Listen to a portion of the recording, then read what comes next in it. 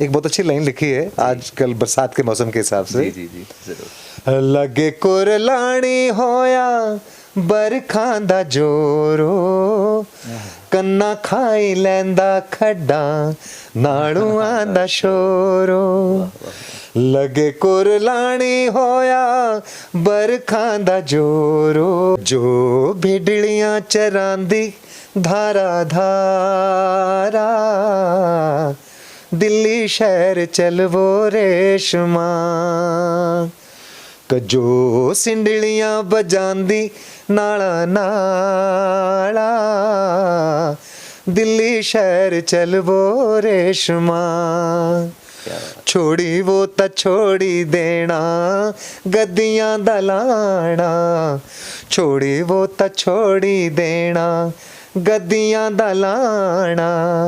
के दिलिया साड़ी बलोज जाने पाना, दिल्ली शहर चलवो रेशमा। कजो बिडलियां चरांदी धारा धारा, दिल्ली शहर चल रेशमा। बहुत ही अच्छे, बहुत ही अच्छे। संगीत एक कला ही नहीं बल्कि जीवन जीने का ढंग है। भगवान कृष्ण से लेकर रावण तक संगीत की पूजा किया करते थे। भगवान कृष्ण जहां अपनी मुरली से सबको मंत्रमुग्ध किया करते थे, वहीं रावण का शिव स्तोत्रम आप सब सुनते हैं और पढ़ते हैं। बच्चा जब जन्म लेता है और जब वो रोता है तो उसकी आवाज़ को अगर आप हारमोनियम के किसी भी स्वर से मिलाएंगे तो आपको बच्चा सुर में रोता हुआ सुनाई देगा। संगीत भगवान की वो देन है जो जीवन और मृत्यु तक साथ साथ चलती है। स्वागत है आपका आज के इस महा एपिसोड में, जहां संगीत की बातें होंगी, कुछ नगमे होंगे और ऐसे मेहमान से मिलाएंगे जो किसी तारुफ के मोहताज नहीं है, लेकिन फिर भी हम आपको उनके बारे में ज़रूर कुछ बताएंगे। हिमाचल प्रदेश की ऐसी आवाज़ जो हर किसी के कान में जब गूंजती है तो मानो मीठे शहद का अनुभव होता है। ऐसी आवाज़ जो हिमाचल ही नहीं बल्कि देश, प्रदेश और पूरे विश्व में हमारी संस्कृति और लोक संगीत को कानों कानों तक पहुंचाती है। आइए स्वागत करते हैं हमारे इस खास मेहमान का, धीरज शर्मा। तो धीरज जी, स्वागत है आपका म्यूज़ टीवी में। बहुत बहुत धन्यवाद। सबसे पहले तो मैं म्यूज़ टीवी का बहुत आभारी हूँ जी। आपका बहुत बहुत धन्यवाद, आप आए और इतना समय मेरे लिए आपने निकाला, बहुत बहुत धन्यवाद। हम भी लकी हैं सर, सौभाग्यशाली हैं कि आपके साथ बैठने का मौका मिला है। मैम आपका भी स्वागत है। बहुत मैम सर की धर्मपत्नी हैं। मैम आपका नाम जानना चाहेंगे? मोनिका शर्मा जी। वैसे मिसेस धीरज बोलती हूँ। क्या बात है, वो बोलना बेहतर रहेगा। नहीं, वो तो आप हाँ, पर मेरे को वही अच्छा लगता है। अगर मैं किसी को भी कॉल करूँ या कुछ भी तो मैं बोलती हूँ मैं मिसेस धीरज बोल रही हूँ, उसके बाद अपना नाम बताती हूँ। बहुत बढ़िया सर, आपको सब लोग जानते हैं, आप संगीत की दुनिया में एक बहुत बेहतरीन चमकता हुआ सितारा हैं जो अपने संगीत से सब लोगों का दिल जीत लेते हैं। हम भी आर्टिस्ट हैं, हम भी आपको सुनना बहुत पसंद करते हैं। फिर भी आपसे जानना चाहते हैं सर कि संगीत आपके लिए क्या है, संगीत आप क्या समझते हैं? संगीत मेरे लिए मेरा जीवन है। मेरी पहले से आखिरी सांस तक मेरा संगीत ही मेरे साथ है। क्या बात। बचपन से संगीत का शौक़ था और ये शौक़ इतना परवान चढ़ा कि आज मैं ख़ुद को संगीत से अलग कभी सोच ही नहीं सकता, सपने में भी नहीं सोच सकता। और निरंतर मेरा प्रयास है कि मैं अच्छा संगीत और अपनी हिमाचल की लोक संस्कृति को मैं जितना बेहतर रिप्रेजेंट कर सकूं, अच्छे स्थान तक ले जा सकूं, एक अच्छे मुकाम तक पहुंचा सकूं, उसके लिए अभी तक प्रयासरत हूं मैं। क्या बात। सर आपका स्कूली जीवन कैसा था? जब स्कूल में थे कहाँ पढ़े हैं आप? थोड़ा बिल्कुल, मेरे पिताजी आर्मी रिटायर्ड पर्सन हैं, now he is 88 years old। Okay. तो मेरे पिताजी जहाँ जहाँ पोस्टिंग होते गए हम लोग साथ साथ चलते गए। क्या बात। तो मेरा जन्म यूपी में हुआ है, रुड़की में। रुड़की जब मेरे पिताजी वहाँ। आपकी अच्छी हिंदी होने के पीछे क्या सर यही रीज़न है? शायद ये भी एक बहुत बड़ा कारण होगा कि मेरी बेसिक स्कूलिंग जो है वो सारी यूपी में हुई है, उत्तर प्रदेश में हुई है, रुड़की में खासकर। क्या बात। और उसके बाद मेरे पिताजी अमृतसर आए तो मैं अमृतसर आ गया पंजाब, तो मेरी पंजाबी भी बड़ी अच्छी है। उसके बाद मैं हिमाचल में जब आया तो उस वक्त मैं I was studying in 9th class. Okay. 9वीं क्लास से मैं हिमाचल में ही हूँ, स्कूलिंग मेरी हिमाचल की हुई जी। कॉलेज मेरा हिमाचल से हुआ जी। और उसके बाद मैं शिमला यूनिवर्सिटी से मैंने MA इकोनॉमिक्स किया एज ए रेगुलर स्टूडेंट। वाह। तो उसके बाद फिर हिमाचल में ही रहना। संगीत कैसे सर? संगीत बचपन से ही शौक था। मेरी माता जी जी। स्वर्गीय शांता देवी जी, जिनका अभी 6 महीने पहले ही स्वर्गवास हुआ है, जी। उनको संगीत का बहुत शौक था। इनफैक्ट मेरे नाना जी भी बहुत अच्छा गाया करते क्या थे। बात है, लोक संगीत, लोक हाँ, जो लोक यहाँ के संगीत। जो गाने- मेरे नाना जी तो क्लासिकल भी गाते थे, लाइट क्लासिकल गाते थे। तो मैं बहुत छोटा था उस वक्त, जी। तो वो पीढ़ी दर पीढ़ी चीज़ें जैसे आती हैं करके, तो मेरी माताजी भी अच्छा गाती थी। जब यहाँ स्कूल में मुझे गाने का मौका मिला, बाल सभाएं होती थी पहले, बिल्कुल बिल्कुल बिल्कुल। तो मैंने जो भी गाना गाना है उसकी तैयारी मेरी माँ मुझे मेरे घर में कराती थी वाह वाह। कि ये मुर्की ऐसे लेनी है, ये सुर तूने ऐसे लेना है, ये गाना ऐसे गाना है करके। धीरज जी, अपने स्कूल के बारे में बताएं। स्कूल डेज में आप कैसे थे? शरारती थे या ओबीडियंट थे? मैं बहुत डिसिप्लिन स्टूडेंट था स्कूल टाइम में। जी। सिर्फ स्कूल टाइम में। उसकी वजह ये थी कि हम 3 भाई हैं, जी। तो पिताजी की ख्वाहिश थी कि तीनों भाइयों में से एक जो है वो फौज में जरूर जाए। अच्छा, फौज में है कोई अभी? अभी कोई नहीं है ना, कोई नहीं है। तो दोनों भाई मेरे एजुकेशन में हैं। जी। तो मैंने स्कूल टाइम से स्काउट एंड गाइड रखा। अच्छा। फिर यहाँ जब हिमाचल आया तो मैंने NCC रखी, और पिताजी को आर्मी में मैंने देखा ही था। तो टोटल मिला के मेरे अंदर एक बहुत डिसिप्लिन स्टूडेंट था। ओके। बड़ा ओबीडियंट एंड डिसिप्लिन स्टूडेंट था मैं। स्कूल में कोई ऐसा टीचर या अध्यापक जिन्होंने आपको मोटिवेट किया हो कि धीरज यार संगीत करो, संगीत की तरफ जाओ? उन दिनों मुझे नहीं लगता कि संगीत को इतनी तवज्जो देते थे कि इसको म्यूज़िक अपने आप में एक कंप्लीट प्रोफेशन, ऐसा शायद किसी की धारणा थी नहीं। तो सबको ये था कि अच्छे मार्क्स आए हैं, अच्छा पढ़ो, आर्मी में कमीशन ऑफिसर बनो या कहीं अच्छी गवर्नमेंट जॉब पे जाओ। म्यूज़िक की तरफ शायद किसी का ध्यान भी नहीं गया, और मुझे किसी ने मोटिवेट भी नहीं किया, टीचर ने।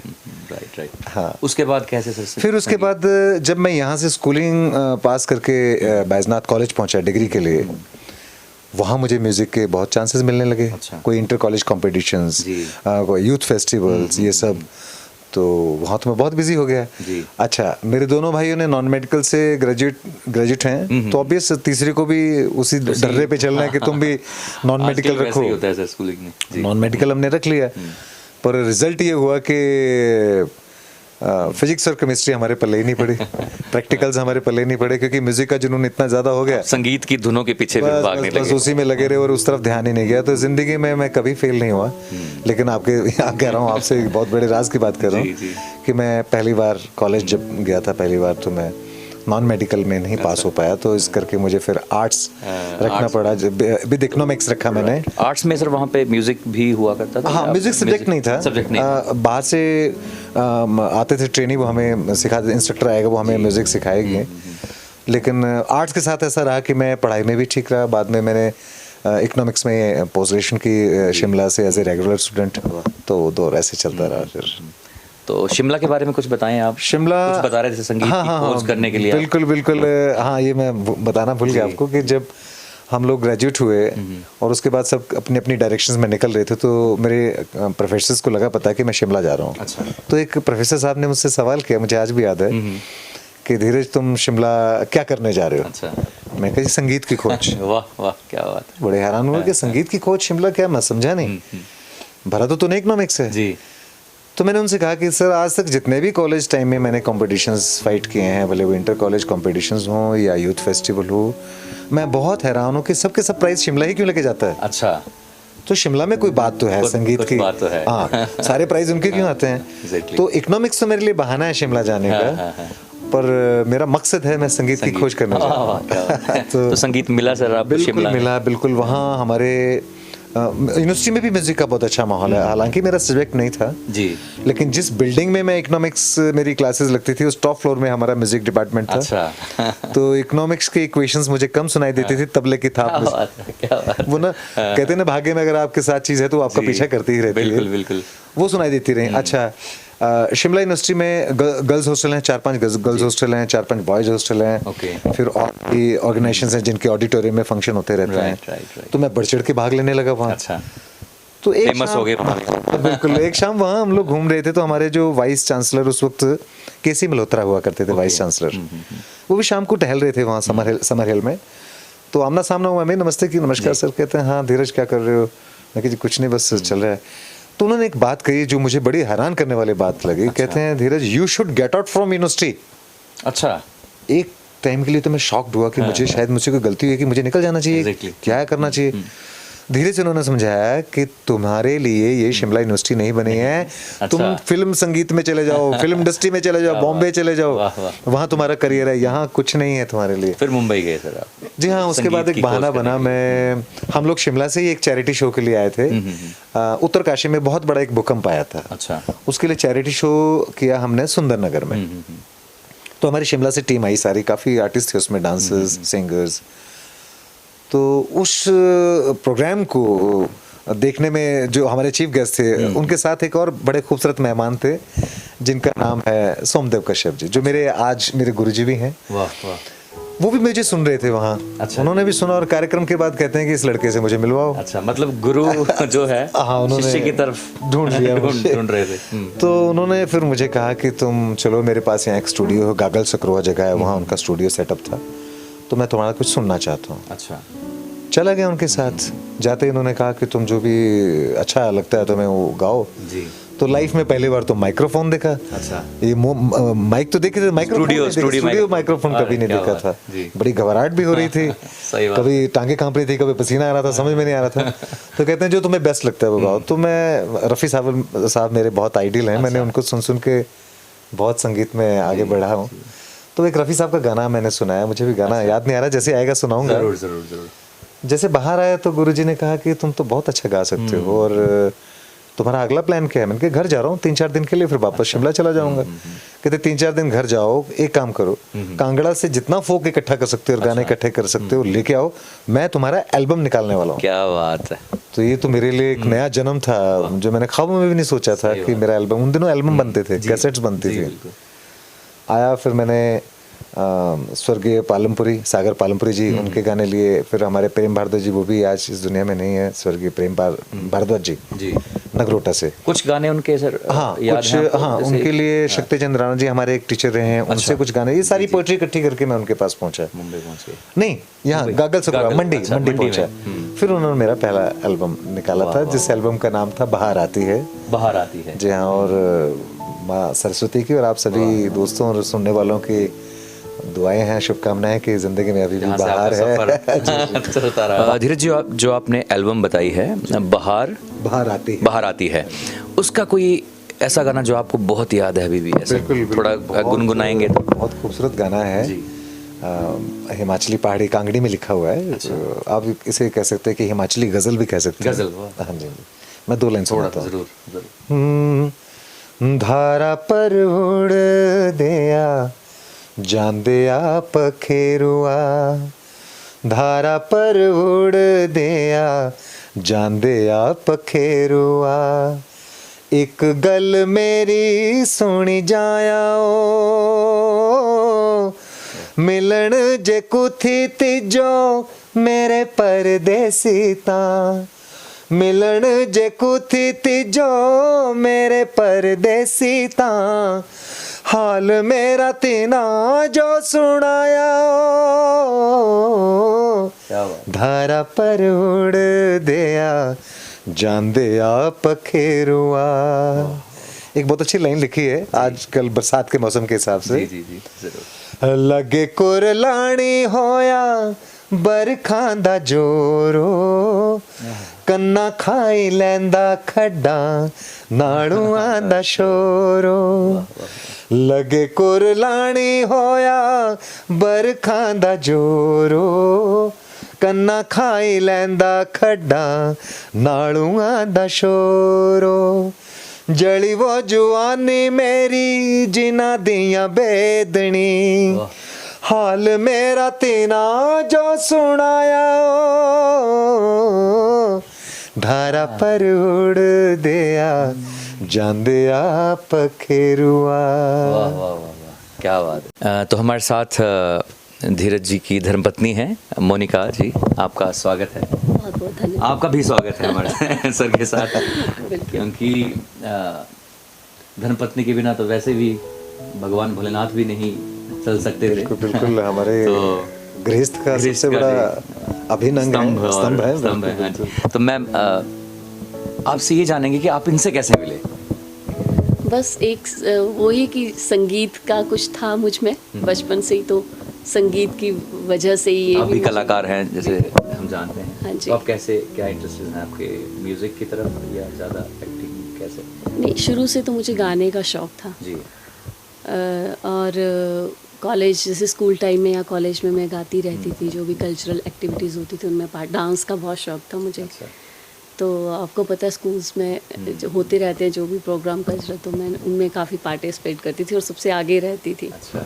तो जब कॉलेज में गई तो कॉलेज में भी हमारे मतलब ऐसे जो फंक्शंस जी इवेंट्स होते मैं जिंदगी का साज बजाता चला गया, क्या बात। हर फिक्र को धुएं में उड़ाता चला गया, जो मिल गया उसी को मुकद्दर समझ लिया, जो मिल गया उसी को मुकद्दर समझ लिया, जो ना मिला उसी को भुलाता चला गया, क्या बात। जो ना मिला उसी को भुलाता चला गया, मैं जिंदगी का साज बजाता चला गया, हर फिक्र को धुएं में उड़ाता चला गया।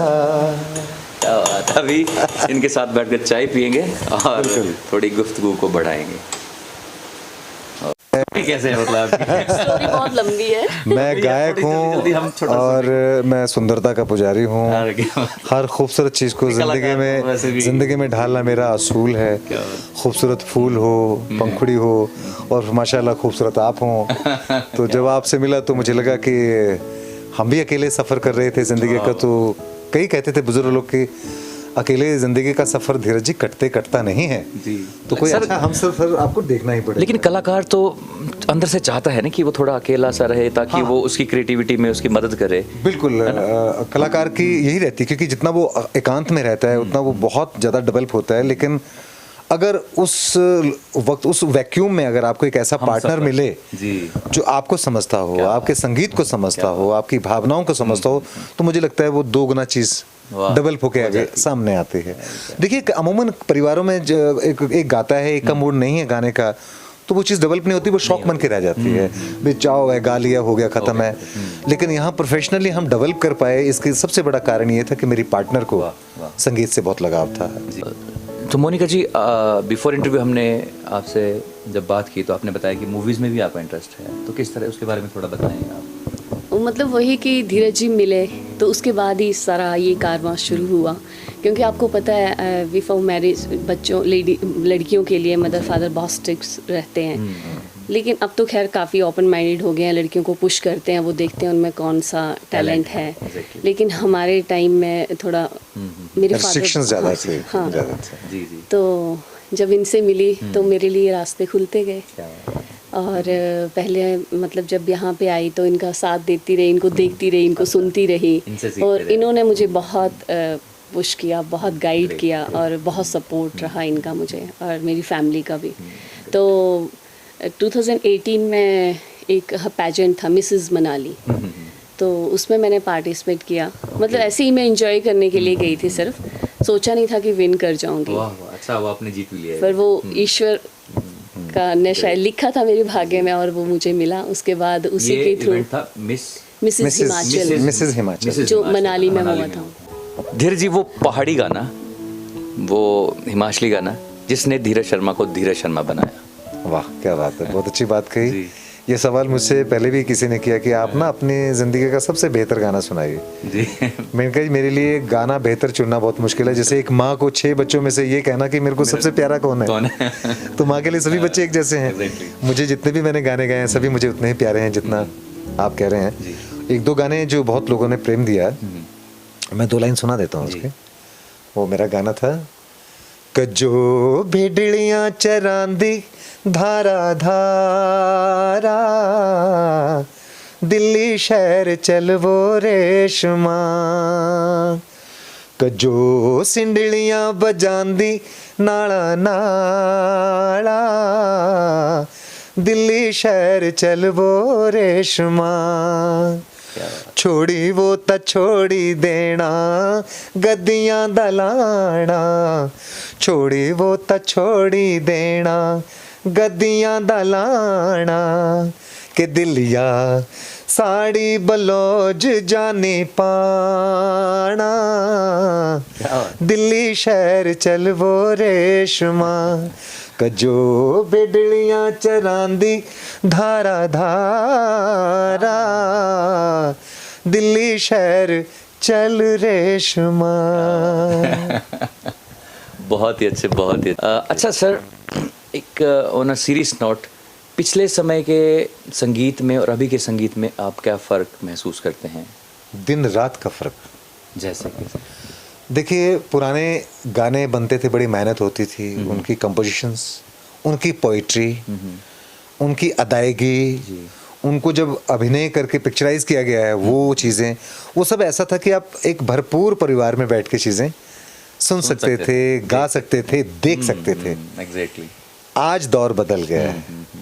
आज गाना बहुत देर तक एक तो याद नहीं रहता जी, ऊपर से उसकी वीडियो इतनी सम्मानजनक नहीं होती कि हम अपने परिवार, अपने बच्चों या माता पिता जी के साथ बैठ के उसको देख सकें।